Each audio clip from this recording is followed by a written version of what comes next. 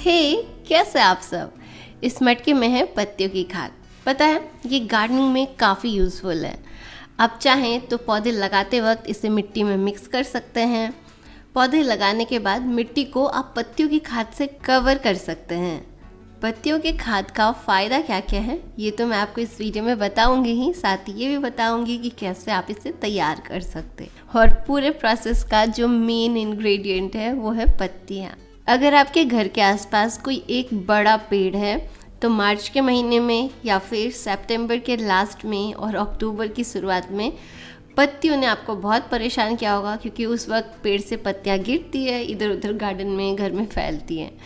तो इन पत्तियों को आप कलेक्ट करिए और जो प्रोसेस मैं आपको बताने वाली हूँ उस प्रोसेस से इसे अच्छे खाद में कन्वर्ट कर लीजिए।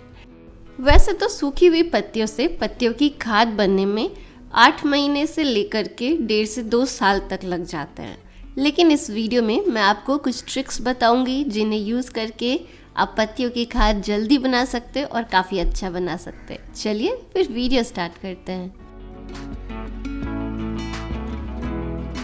पत्तियों की खाद बनाने के लिए आपको सबसे पहले तो चाहिए मिट्टी का मटका। आप चाहें तो मिट्टी का बड़ा गमला भी ले सकते हैं, बस उसमें कुछ होल्स बने हुए हो, इस बात का ध्यान रखिएगा। होल्स आप चाहें तो मटके में कील की मदद से भी बना सकते हैं, जैसे मैं यहाँ पे बना रही हूँ। बस आप थोड़ा केयरफुल रहिएगा, कील को थोड़ा टेढ़ा रख के हल्के हाथों से ठोकना है जिससे कि मटका टूट ना जाए। और अगर आपके पास ड्रिल मशीन है तो ड्रिल मशीन का यूज़ कर लीजिए, जैसे मैंने आपको अपने मटका कंपोस्टर वाले वीडियो में बताया था। चलिए अब मटके को भरना स्टार्ट करते हैं। सबसे पहले तो आप आधे मटके को सूखी हुई पत्तियों से भर दीजिए।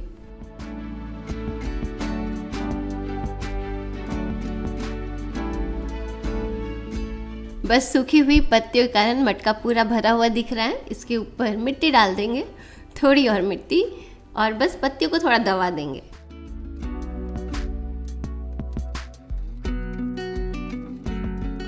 मिट्टी की इस परत के ऊपर फिर से पत्तियां डाल देंगे ढेर सारी, और फिर से मिट्टी डाल देंगे।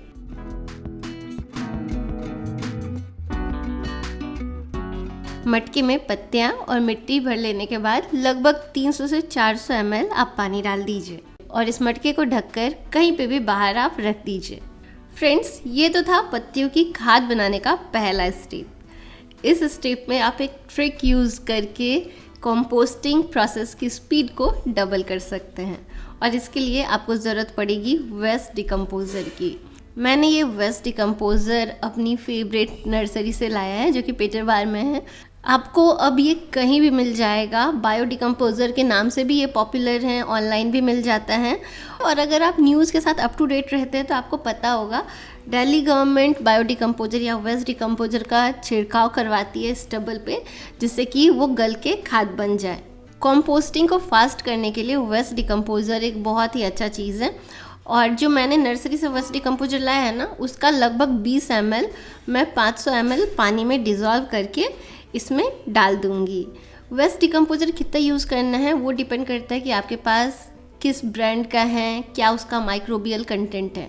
तो अगर आप कोई वेस्ट डिकम्पोज़र परचेज़ करते हैं तो मुझे इंस्टाग्राम के डायरेक्ट मैसेज सेक्शन में या फेसबुक के इनबॉक्स में आप उसका ब्रांड और उसका जो कंसंट्रेशन है वो मैसेज कर दीजिएगा। मैं आपको बता दूंगी कि आपको कितना यूज़ करना है। चलिए अब मिलते हैं 10-11 दिन बाद।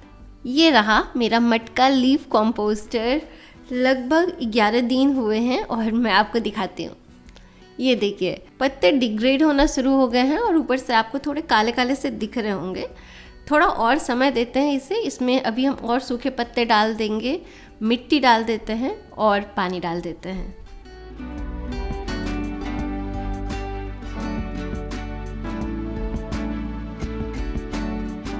कंपोस्टिंग स्टार्ट करे हुए ठीक है 21 दिन हुए हैं, और जो लास्ट हमने मिट्टी और पत्तियां डाली थी ना, उसके बाद 10 दिन हुए हैं।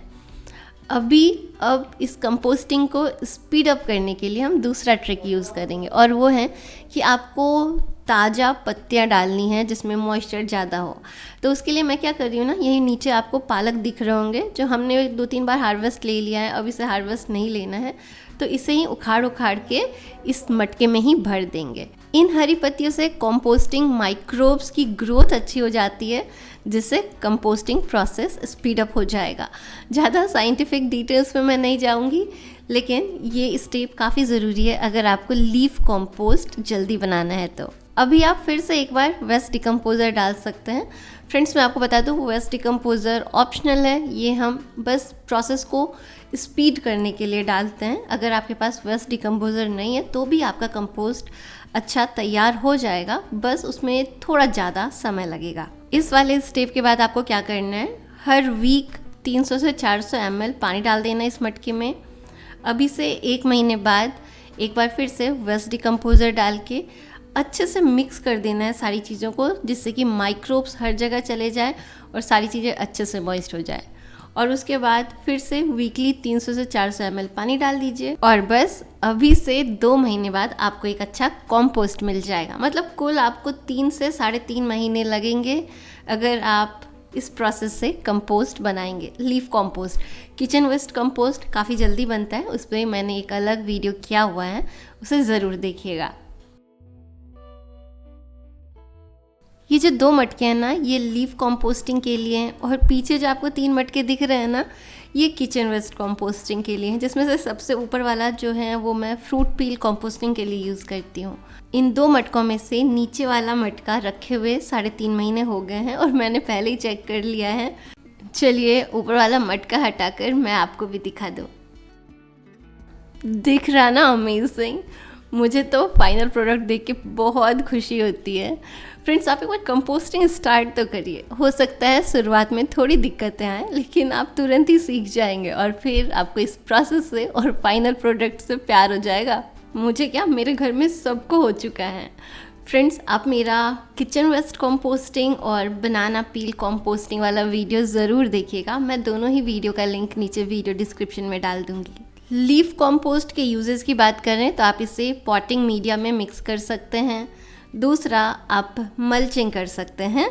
कई सारे फ़ायदे इसके, जैसे कि ये pH लेवल मेंटेन करता है, सॉइल को बहुत ही अच्छा टेक्सचर देता है जिससे कि पौधे की जड़ें अच्छे से फैल सकती है, और साथ ही माइक्रो न्यूट्रिएंट्स भी ऐड कर सकता है। और भी कई सारे फ़ायदे हैं जो मैं आपको टाइम टू टाइम अपने अलग अलग वीडियोज़ में बताती रहती हूँ।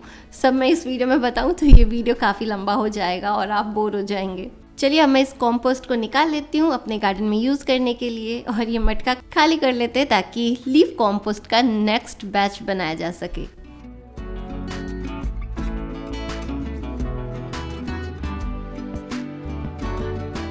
फ्रेंड्स, इस मटके के साइड में जो चीज़ें थी उसे निकालते वक्त मैंने एक बहुत ही इंटरेस्टिंग चीज़ नोटिस करी। एक्चुअली साइड में मिक्स करना छूट गया होगा, तो इस वजह से जो लेयर्स हमने बनाए थे लीफ के फिर मिट्टी के, तो वो रह गए थे। और मैं भी आपको निकाल के दिखा रही हूँ। आप क्लियरली वो जो लेयर है ना वो देख सकते हैं, मिट्टी का एक लेयर और फिर लीफ का बीच में दबा हुआ लेयर। है ना इंटरेस्टिंग? ऊपर वाला मटका नीचे कर दिया, उसमें कुछ कच्ची पत्तियां डाल दी और कुछ फूल ताकि आपको सुंदर दिखे, और उसके ऊपर हम जो अभी खाली मटका है वो रख देंगे और इसे भरना शुरू करेंगे। दोस्तों, आप इसी तरीके से ज़मीन में भी गड्ढा बनाकर पत्तियों की खाद तैयार कर सकते हैं।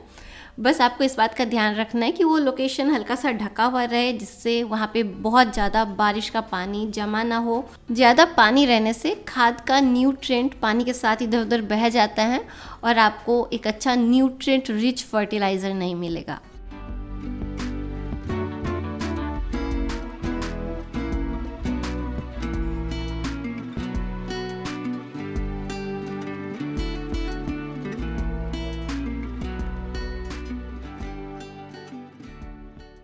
फ्रेंड्स, इस वीडियो में बस इतना ही।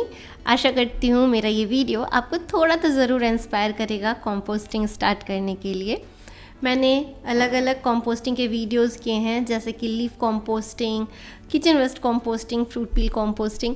सबके अपने फ़ायदे हैं जो मैं एक वीडियो में कवर करूँगी कि किसमें कौन सा बेनिफिट होता है, किसे कब यूज़ करना है। वैसे तो किसी को भी आप किसी की जगह पे यूज़ कर सकते हैं, कोई ज़्यादा दिक्कत नहीं है। चलिए, मिलूंगी आपसे अपने अगले वीडियो में कुछ नई जानकारी के साथ। Bye friends, take care, happy gardening, green earth, healthy earth, happy earth. प्रकृति's गार्डन साइनिंग ऑफ।